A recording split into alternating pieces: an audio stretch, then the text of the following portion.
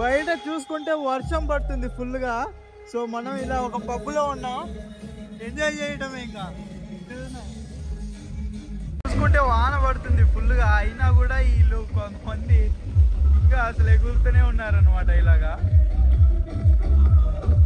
So అలా ఉంది పరిస్థితి. వాన మాత్రం ఫుల్ పడుతుంది, కానీ బాగా బీచ్ లో జనాలు లోపలికి పోవట్లేదు. ఈ శాండ్ చూడండి, ప్రాపర్ శాండ్ లో ఉంది బాగా బీచ్ లో అయితే. సో ఇలా ఉంది. వేరే బీచ్ లో అయితే మనకి మట్టి మట్టిగా ఉంది, కానీ ఇక్కడ చూడండి అసలు ఎలా ఉందో, చాలా బాగుంది. సో అదేంటి చూసారు కదా, బాగా బీచ్ లో అలా ఉంది. వర్షం అయితే పడుతుంది ఇక్కడ ఫుల్ గా. సో సీజన్ లో ఉన్నంత మాత్రం లేదు, సీజన్ లో ఉన్నట్టు ఇక్కడ ఇప్పుడు ఉంటది అని నేను అనను.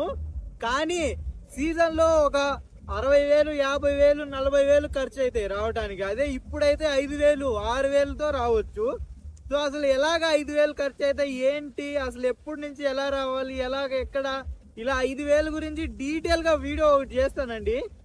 సో ఆ వీడియోలో చూడండి మీరు మొత్తం. ఇంక నెక్స్ట్ వీడియోలో డీటెయిల్ గా చేస్తాను అనమాట. 5,000, 6,000లో గోవా ఎలా రావాలి, ఎలా పోవాలి, ఎన్ని రోజులు ఉండాలి, ఎక్కడ తినాలి, ఎక్కడ ఉండాలి అనేసి.